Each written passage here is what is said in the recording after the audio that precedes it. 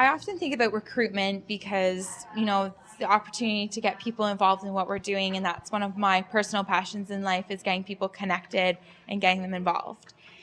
And when I think about recruitment, I think about what makes your organization look attractive. Is it your website? Is it your corporate culture, your organizational culture? Is it the job position? Is it the perks that you offer? Is it the location? Is it the prestige? What is it? So that's something to consider. You need to make your organization look attractive.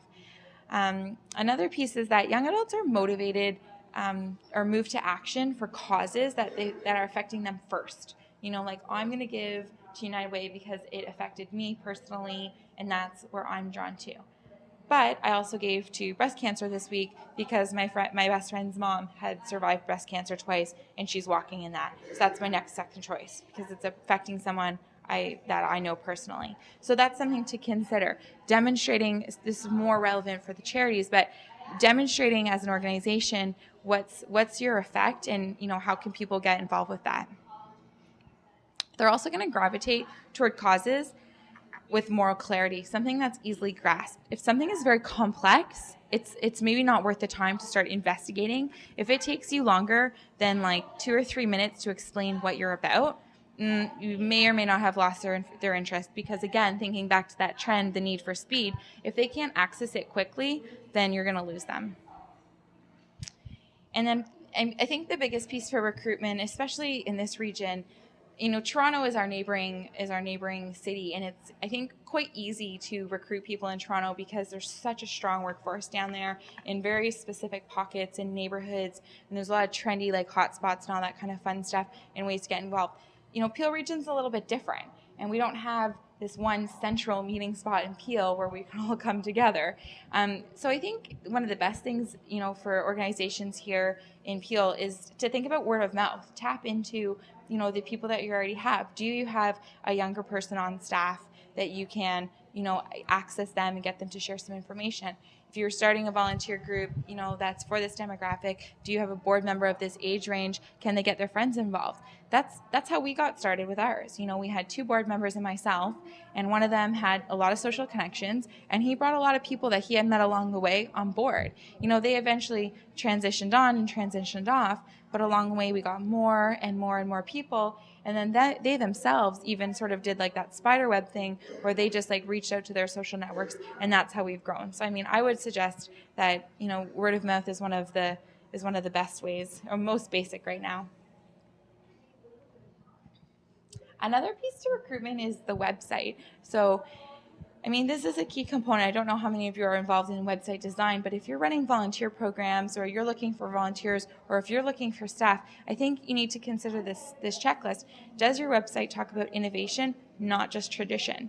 It's not just about learning where we've come from. It's more about learning, and reading and figuring out, where is this organization or this company, where is it going? Do you show images of more than one generation? Do you talk about what it's like to volunteer or work there? What are the training? What are the rewards? Is there perks? Is there good recognition? What's a day in the life of a volunteer look like? What's a day in the life of a staff look like? And can applicants apply for either a volunteer position or a job on the site themselves, or do they have to start contacting other people and navigating through, or is it really easily accessed? So orientation and training, this is like, a basic in any sort of volunteer program, or when you're getting any age of volunteers involved. But specific to this generation, I think that they have such a highly developed ability to sort through information at such a quick pace. So again, that need for speed, that you can shape your orientations and trainings to be a little bit differently. You don't need to have that 3-hour orientation session that's dragging out. It can be a little bit faster and quickly paced. It should be more hands-on. And this is really just appealing to different learning types, from all generations, but that hands-on piece will definitely be more beneficial to this demographic. Include a lot of time for questions, answers. That goes back to that sort of entitlement piece. They're engaged, and the way that they show their engagement is by asking a lot of questions and finding out those answers, because they're really curious and they're showing up. So you want them to be able to answer those questions. And then again, going on beyond that one pager of information, don't be shy to provide more detailed information. My group just went through a strategic planning process, and so we have this 3.5-page document on our upcoming strategic plan.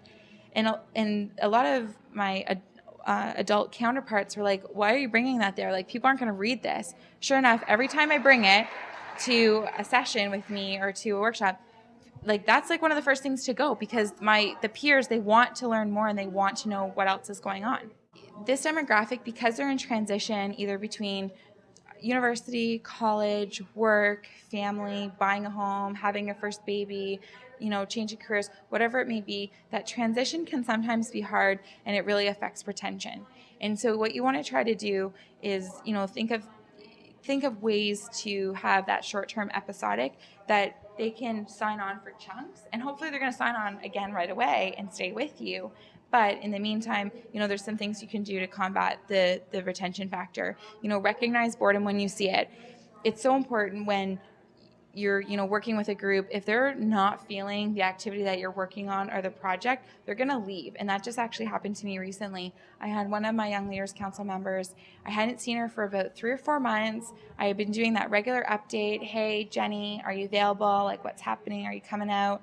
And finally, she did come to a meeting, and she sort of just, during discussion sort of said, well, I was really bored. Like, I wasn't happy with what was going on, so I just sort of checked out. And I, as much as I tried to recognize it, like, I didn't know that it was boredom. I thought it was work scheduling. So recognizing boredom when you see it is always important.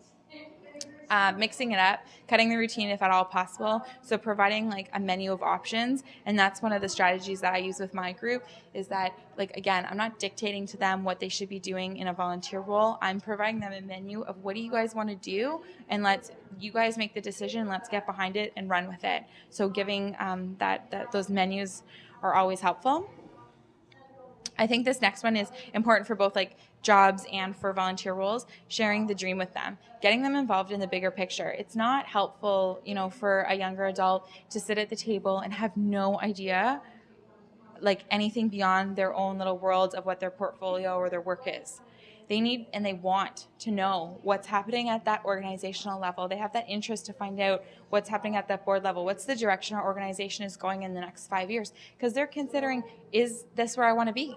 If you don't know what the next 5 years is going to look like, do I really want to be with that organization? Because I don't know. And I think the next one is important for every generation, but I wanted to throw it in here as well, is that you want to demonstrate to them their impact. Let them see how they're making a difference, any way at all possible. My Youth in Action granting team, they are the ones that make the decisions, the funding decisions for the youth grants. And although they're making the funding decisions and getting involved with the youth themselves, they don't always get to see the youth out in the community like I do. And so what I try to do is, when I have youth comment on things and send me those emails, hey, Nicole, thanks for helping me out, or a thank you letter, whatever it is, I always flip it to them. I'm like, hey guys, look at what your great work produced. Like, this is thanks to you. And, and that like sort of brightens them up, and that keeps them coming back. I had such a good retention rate for my granting team last year that this year we had to grow our team to a team of 10, because every single person came back because they were like dying to come and do it again because they loved it so much.